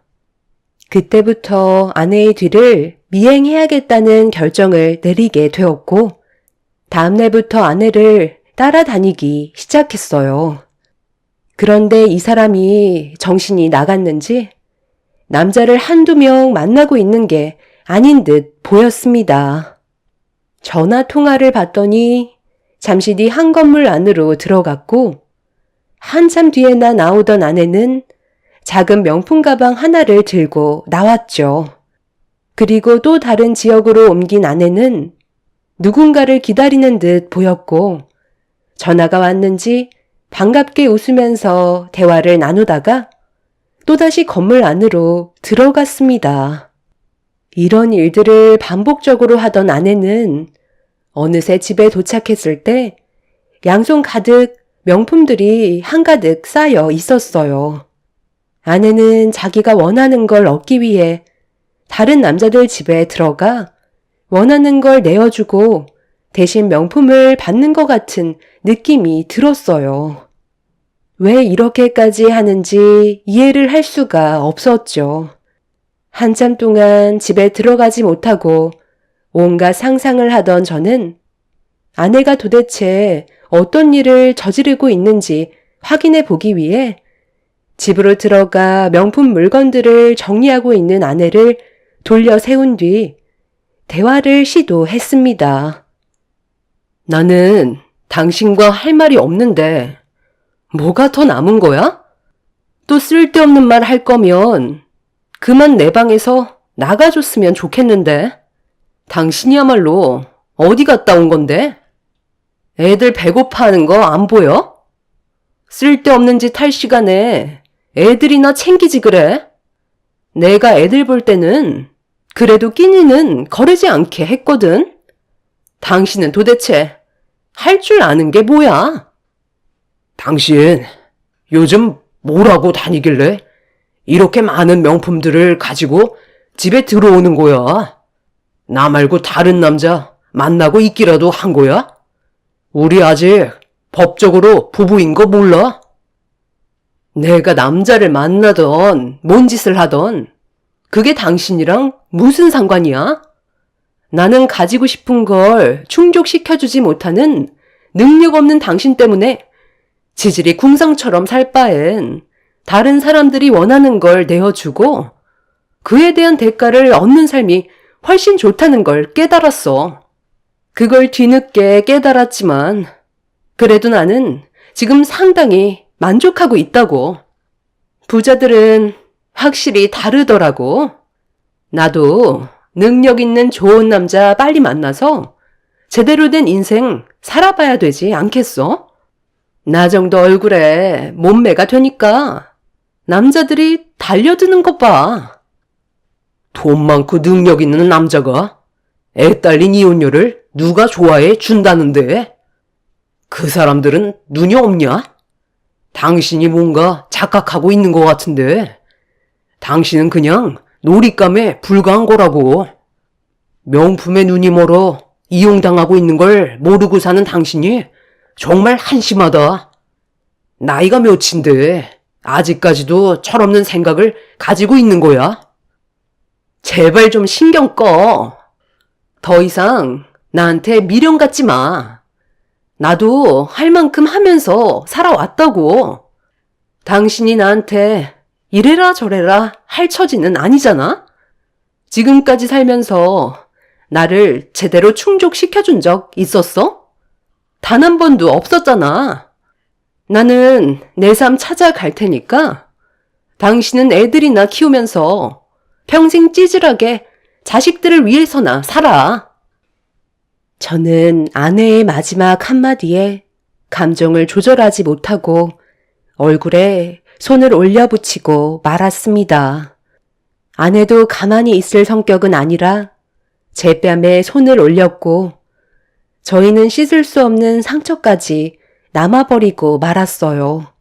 저는 아내를 진심으로 사랑하고 있었어요. 그렇기 때문에 10년이 넘는 시간을 버티며 살았던 거죠. 철없어 보이고 물질욕이 어느 정도 있어 보여도 여자로 태어났으니 꾸미고 싶은 건 당연하다고 생각했기 때문에 아내가 원하는 걸 맞춰주기 위해 최선을 다해 살아왔었습니다. 사랑하지 않았다면 바로 이혼을 했었겠죠. 하지만 부부라는 건 저 혼자만 잘한다고 해선 되는 게 아니더라고요. 제가 하는 만큼 상대방도 저에게 어느 정도 해야 균형을 맞출 수 있다는 걸 알 수 있었습니다. 한쪽만 희생한다는 건 옳은 방법이 아니었던 거죠. 다른 남자들 집에 드나들었던 아내의 모습들이 너무 실망스러웠고 사랑했던 마음은 더 이상 남아있지 않게 되었어요. 오히려 더럽게 느껴지기 시작했죠. 저는 아내가 어떤 짓을 저지르고 있는지 처갓집에게도 보여주기로 결심하게 되었고 며칠 뒤 아내가 고급 맨션에 들어가는 걸 놓치지 않고 뒤따라 갔어요. 그리고 어느 집에 들어가는 것까지 확인할 수 있었죠. 한번 들어가면 최소 2시간 정도 있다가 나오기 때문에 저는 그때를 놓치지 않고 처갓집에 연락을 취해 아내가 저 말고 다른 남자 집에 들어갔다며 두 눈으로 직접 확인해 보시라고 주소를 알려드렸습니다. 장인 장모님은 믿을 수 없다는 듯 오히려 저에게 온갖 막말을 퍼부으셨지만 제가 장인어른한테 보내드린 사진 한 장에 처가댁은 제가 알려드린 주소로 달려올 수밖에 없었어요. 이혼을 하기 전에 외도를 한다는 건 당연히 불리한 조건을 만들게 되는 거라 장인 장모님 발등에 불이 떨어진 상황이었죠. 숨을 헐떡이며 건물 앞에 서 있는 저에게 달려왔고 현장을 잡기 위해 건물 안으로 들어갔습니다. 장모님은 꼭 들어가서 확인을 해봐야 되겠냐고 불안에 떨고 있었지만 장인어른은 두 눈으로 직접 확인해 봐야 한다면서 제가 보내준 사진 한 장에 얼굴이 붉어지셨어요. 장인어른한테 전송했던 사진은 어느 한 건물에서 아내가 나올 때 어떤 남자와 같이 걸어 나오고 있었는데 서로 포옹하는 장면이었어요. 그리고 아내가 눈웃음을 치고 있었고 누가 봐도 그건 바람이었죠. 서로 모르는 사이인데 낯선 남자와 포옹을 하지는 않잖아요. 저는 그때부터 아내가 저 말고 다른 남자와 만나고 있다는 걸 확실하게 직감할 수 있었죠. 그렇게 아내가 들어간 문 앞에 멈춰서서 모자를 푹 눌러 쓴 채 벨을 눌렀고 집안에서 아내가 저보고 누구냐며 제 신분을 확인하기 위해 물어보고 있었어요. 집안에서 아내의 목소리가 들려오자 장인어른과 장모님은 얼굴이 사색이 돼선 온몸을 부들부들 떨고 있었습니다. 제가 경비실에서 왔다며 물건 하나를 맡기셨는데 가져가지 않으셔서 도로 가져왔으니 사인하시고 다시 가져가라고 하자 문 앞에 놔두라며 문을 열어주려 하지 않았지만 중요한 물건이라고 하셨는데 문 앞에 두는 건 문제가 생길 수 있으니 직접 받으셔야 된다고 하자 아내는 잠시만 기다리라는 말과 함께 현관문을 살짝 열었고 저는 그때를 놓치지 않고 문을 활짝 열어 집 안으로 들이닥쳤어요. 아내는 가운에 시루라기만 걸친 상태로 저와 눈이 마주치게 되었고 장인 장모의 얼굴을 보자마자 비명을 지르면서 급하게 방으로 도망을 쳤어요. 장모님은 충격적인 아내의 모습을 보고 다리에 힘이 풀리셨는지 그 자리에 주저앉아 버렸죠. 장인어른은 아내가 들어간 방문을 두드리면서 당장 튀어나오라며 소리를 지르기 시작했어요. 저도 너무 충격이었던 게 아내의 옷차림은 상상조차 하지 못했던 장면이었죠. 방 안에서 나오지 않는 아내에게 당장 튀어나오라고 화를 냈지만 방 안에서 끝까지 나오지 않길래 억지로 문을 따버린 뒤 방 안에 있던 아내를 확인하는 순간 상상도 못했던 광경이 눈앞에 펼쳐져 저희 모두는 경악을 하고 말았어요. 당신 지금 뭐 하는 짓이야? 내가 뭐 하는 거냐고 물어보고 있잖아. 당장 멈추지 못해? 이리 내놔. 이것들 전부 다 뭐야? 왜 이게 당신 가방에 전부 들어가 있는 건데? 아이, 내놔. 그건 내 거야. 당신이 뭔데 내 일에 참견이야. 나는 타당하게 대가를 치르고 가져가는 거라고. 여긴 어떻게 알고 온 거야? 지금 날 미행한 거니? 그럼 지금까지 당신이 손에 들고 있던 명품들이 전부 다 이런 식으로 가져왔던 거였어? 이건 엄연한 범죄라고. 법적으로 처벌받을 수 있다는 거 몰라? 뭐가 문젠데? 나는 방 청소해주고 타당하게 받는 보상이라고. 이 사람들 돈 많은 부자들이잖아. 명품 같은 거 한두 개 없어진다고 큰일 나지 않는다고. 지금까지 나한테 연락 한 통 온 적 없었어. 문제가 생겼다면 지금쯤 경찰서에서 전화가 왔겠지. 그만큼 이 사람들은 자기가 명품을 몇 개나 가지고 있는지 모른다고. 예, 지희야. 그래도 이건 아니지. 아무리 네가 가지고 싶은 물건들이 있다고 해도 이건 주인이 있는 물건이잖아. 가방에 집어넣은 물건 다시 제자리로 돌려놔라. 그럼 진호 바람 피우고 있던 게 아니라 그동안 고급 아파트 집에만 골라서 들어가 청소해주는 척 하면서 명품 물건들을 빼왔었던 거니? 그럼 이 사진은 뭐야? 이 남자랑 왜 포옹을 했던 건데? 이건 누가 봐도 바람 피우고 있는 모습이잖아. 이 남자와는 따로 만나고 있기라도 한 거야? 그 사람이 계속 나를 의심하는 것 같아서 일부러 그렇게 접근한 거예요.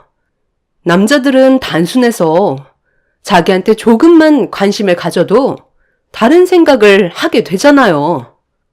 내가 몰래 명품 옷 하나 가지고 나오려다가 가방에 집어넣었던 걸 봤는지 의심하는 것 같길래 잠깐 접촉해서 터치 좀 해준 것 뿐인데 그때부터 개인적으로 연락이 오더라고요. 저는 목적이 명품 옷이었기 때문에 더 이상의 관계는 없었다고요. 그냥 거기에서 끝이에요. 저도 나름 방법을 찾은 거고 청소 의뢰 들어오면 잘 사는 집들만 골라서 대충 청소해주고 보상으로 받아간 것 뿐인데 크게 잘못된 건 아니잖아요. 이제 집주인들 올 시간 됐어요. 마주치기 전에 빨리 나가야 된다고요. 이 문 망가뜨린 건 당신이 저지른 거니까 대신 보상해주고 와. 나는 먼저 나가야 된다고. 함부로 남의 집에 들어오는 게 더 큰 범죄인 거 몰라? 저와 장인 장모는 아내의 충격적인 행동에 할 말을 잃어버린 상태였어요. 남자들 집에 들어가 바람을 피우는 줄 알았는데 아내는 비싼 집만 골라 들어가서 명품을 훔치고 있던 거였습니다. 아무리 물질욕이 강하다고 해도 이런 행동을 저질렀다는 거에 너무 황당한 상태라 아내의 모습을 멍하니 바라보고 있었는데 아내는 뭔가 아쉬웠는지 제 손에 들려있던 가방을 빼앗아 옷장에 걸려있던 명품 옷들을 더 꺼내 구겨넣고 있었습니다. 장모님은 그 모습을 보며 눈물을 흘리셨고 저와 장인은 아무 말도 하지 못한 채 문제가 있는 아내의 행동을 바라볼 수밖에 없었어요. 그렇게 급히 집 밖으로 뛰쳐나가려는 아내를 붙잡아 저는 경찰에 신고를 하게 되었고 잠시 뒤 집주인분들과 경찰들이 집 안으로 들어오면서 사건은 마무리가 되었습니다. 결국 아내는 경찰서에서 조사를 받게 되자 피해본 사람들이 상당히 많다는 걸 알 수 있었고, 아내의 집에 있던 명품 물건들은 제 주인한테 다시 돌아갔지만, 많은 사람들이 피해를 보게 된 거에 대해 아내를 상대로 소송을 걸었습니다. 결국 법적인 처벌을 면하지 못하게 되면서 징역을 살 수밖에 없었어요. 장인어른은 자기 딸이 받게 될 처벌 정도를 최대한 낮추려고 변호사를 선임해 여러 가지 방법을 동원했고, 정신질환이 있다는 문제로 밀어붙이면서 아내의 징역을 어느 정도 감형받게 할 수 있었습니다. 하지만 한두 명이 피해를 본 게 아니었기 때문에 그에 따른 위자료도 같이 보상을 해줘야만 했었죠. 아내는 이렇게 된 게 전부 다 제 탓으로 돌리고 있었어요. 능력이 없는 저를 만나 제대로 된 삶을 살지 못해 가지고 싶은 걸 가질 수 없는 자신의 인생이 너무 불쌍해 이런 방법을 선택한 거라고 모든 걸 제 탓으로 돌리고 있었어요. 아내와 살면서 단 한 번도 쉰 적 없이 모든 걸 해주기 위해 밤낮 가리지 않고 일만 해왔었는데 아내에게는 그저 부족한 남편일 뿐이었던 거죠. 그날 이후 저희는 이혼을 했고 지금 현재 저는 아이들과 함께 살아가고 있습니다. 아내는 앞으로 6개월의 징역을 살아야 하지만 그 시간 동안 자기가 무엇을 잘못했는지 되돌아봤으면 좋겠어요. 그리고 다시 사회로 나왔을 때는 제대로 된 삶을 살길 바랄 뿐입니다. 아이들이 상처받을까봐 이런 상황을 말하지 않고 있지만 엄마만 기다리고 있는 아이들이 너무 불쌍하기만 하네요. 제가 그렇게 잘못한 건가요? 능력이 없는 게 죄라면 할 말 없지만 그래도 저는 최선을 다했는데 그걸 알아주지 못한 아내한테 너무 서운하네요. 앞으로 어떻게 살아야 할지 모르겠어요. 부모님께서는 아이들의 교육적인 문제에서도 이혼을 한 게 잘한 선택이라곤 하지만 마음이 씁쓸합니다. 제가 진심으로 사랑했던 여자가 변해버려 이혼을 하게 된 거니까요. 저희 부모님께서는 아내가 다시 사회로 나와도 절대 못 고친다며 또다시 같은 범죄를 저지를 거라고 합니다. 그래서 이혼을 한 부분에 대해서는 마음 아파하지 않아도 된다고 하지만 아내의 저런 모습을 보니 안타깝기만 하네요. 앞으로 아이들을 위해 또다시 열심히 살아가겠지만 아내도 하루빨리 정신을 차리고 제대로 된 삶을 살았으면 좋겠어요. 제 사연을 들어주신 분들 감사합니다.